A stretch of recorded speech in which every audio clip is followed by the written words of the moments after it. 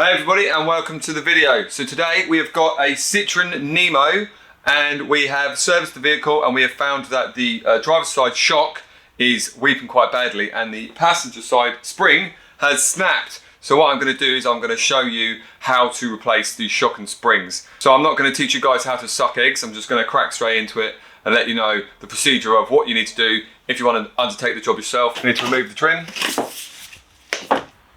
and then take off the caps. There we go, 1, 2, a bit of foam here, a bit of foam, so that's 30 mils, 2 30 mils to get them off, 30 mils, 1, 2, what I like to do is always like to give them a whack where the arm comes up here and across, just give them a little whack and then they come off quite easily. Let's get this off. Come back to that in a minute. Let's just get the rest of this out. 13 mil. 1, 2, 3. That's then done. And we can take this off, just like that. So with the scuttle removed there, now we can see the top of the suspension shock mount and we can see the bolts. 1, 2, and 3 that we need to get to remove the strut from the actual body itself. Right, we'll leave this in here because we don't actually need that. I'll take the vehicle up, and we'll go over to the other side. Okay, so with that done, we can then concentrate on the actual suspension leg side of things that we need to remove. So we've got the 2 bottom bolts and nuts that hold the suspension leg onto the hub assembly itself. We've got the ABS wire which is in one side, and then we've got the pad wear indicator wire which is on the other side, and we've also got the anti-roll bar link which is attached to the top. So once we've removed them 3 bolts and 2 clips, and we've also got the brake hose which needs to be removed. So once we've removed all them, we can then undo the 3 top bolts and then the whole leg should come out nice and easy. The first thing I always do, get some WD or some penetrating oil, you know, just give it a bit of a lube up. Not going to do it any harm, is it? Let's be honest. And then even on the just on the rubber bits.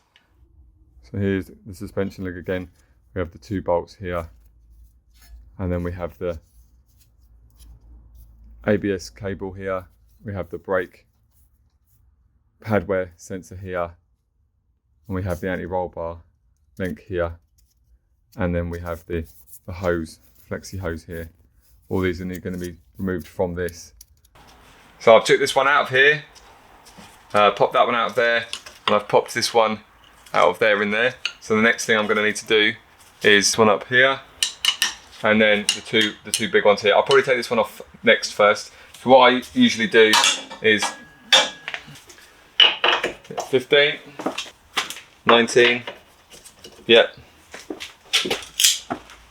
Right, so we've got a 15 mil on the top here for the anti-roll bar link, and we've got a 19 mil for the actual main ones that are on there.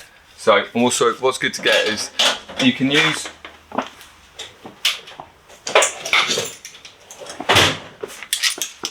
some standard mole grips. As I say, what we need to do is we need to be holding on the back side of the anti-roll bar so it will stop it spinning, because the only other way you do it is with a nut and then an Allen key through the middle, but where they've been on for so long it will never work. Or these ones are specifically designed to grab behind nice and easily. They're a bit thinner than the conventional ones as well. So these are what I bought. These are Blue Point, so they're snap-on ones. Right, so this just opens up the bit back here, so we'll put this on here. Make sure it's nice and tight. Like that. Now you can do it with spanners and things like that, but especially with these bolts, it's better to get an impact on it. Whereas it's free at the back, you can just blast through it. Like that, see? This one was pretty good actually. I just zoom the nut off, put it to the side. I usually leave these attached, but I don't know if you can see on there, you see what I'm talking about when we come to, this is just holding on that circular bit. There's nothing to actually grip on there. It's circular, so this is just gripping onto that bit perfectly, stopping it from rotating. Now, regarding these bits, you put that on the nut side of things, and then put your spanner on the bolt side of things. Obviously turning the wheel helps to open up the angle to get your gun in, because if you can't, you know, you're going to be hitting the body. So we'll put this on. There we go. A bit of penetrating fluid has clearly got in a bit, helping us out. Screw it on a bit. There you go, that comes out. Nut and washer, make sure you keep them. And then, as I say, leave them in there. So we've got a lot of movement in here now, free from these, which is how it's going to be. What I might actually, let's have a look. There's a cable tie on there. Because I don't, see, I didn't want to break any wires. It's already been broken before. Well, we have to repair that wire now, aren't we? So someone's taped it all up in here. This has all been hacked about at before. I'll do it at the end because we've got it freed up now. I'm not going to forget. So now that's free. The leg can just pop straight out the bottom of that side. So with that said, I'm going to go up the top, show you the 3 bolts, and undo them. So now we've undone all the suspension leg, I'm going to remove these 3 13mm bolts. 1, 2, third one sticking there. I'm going to take 2 out and then do 1 by hand and then leave it still attached. Don't take it all the way out, okay? Leave it as it is. Nice long cable tie. And when I remove that, I'm going to put this through there and I'm going to tie it up around the back, okay? So I'm going to remove the top one, yeah? And then the leg. Okay, so the legs come out like that, just behind this brake pipe. Don't worry too much about it. As I say, the brake pipe, it's not got loads of pressure against it, but it's just enough to hold it. So we've took them 2 bolts. Now I can remove the last nut at the top, and then the leg will come out, okay?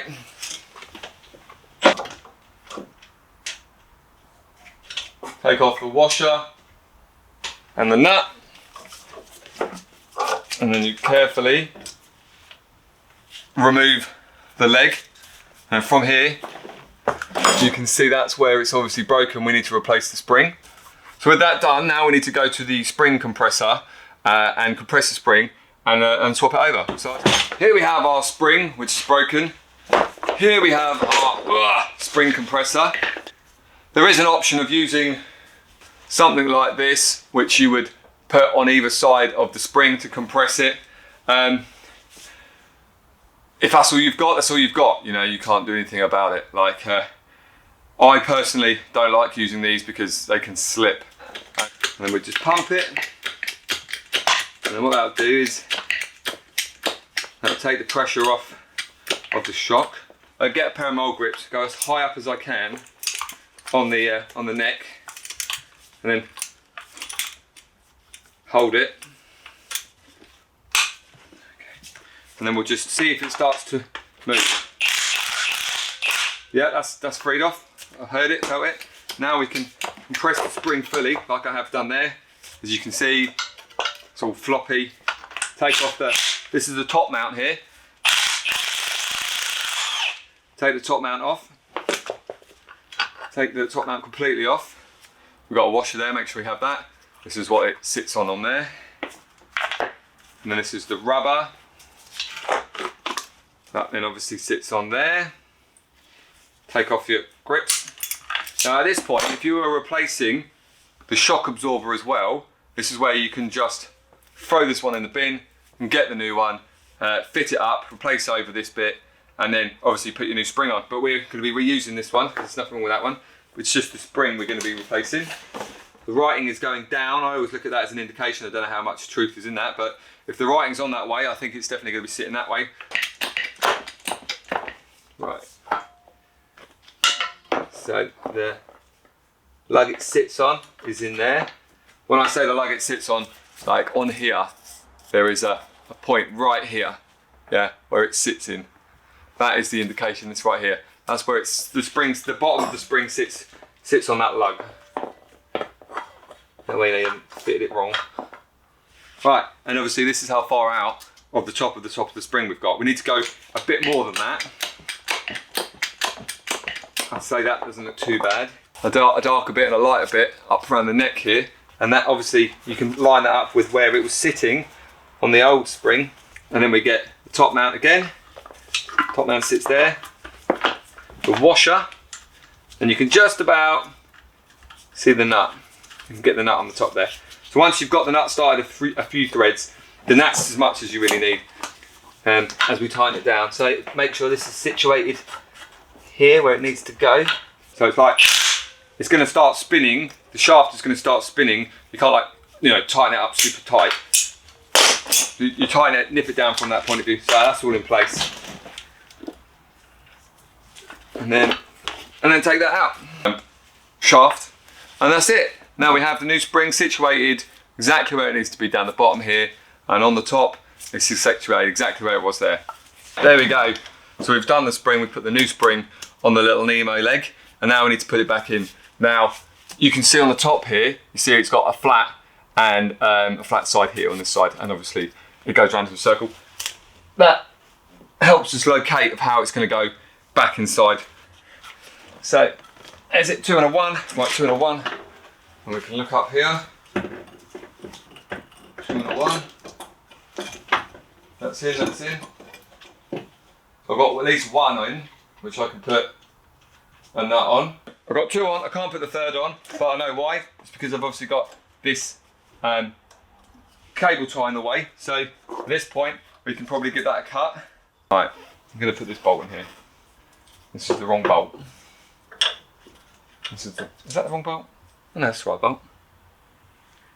We'll stick that through there, keep that in. Then we find the second bolt, wherever it may be. And that's basically it. Now we've got this. Now we've got it back in. All we have to do then is do the reverse of what we did when we took it out. Is we obviously put the bolts, the nuts back on here, do them up, put the anti-roll bar back in from there, tighten up the 3 at the top, put the scuttle panel back on, and then you're good to go. So, if you found the video helpful at all, or interesting, or anything like that, please do leave a comment, say thanks, that was great, or what you're doing, you did it completely wrong, I wouldn't have done it like that. Subscribe to the channel, because as I say, I'm always doing content like this. Thanks for watching, guys. We'll catch you on the next one.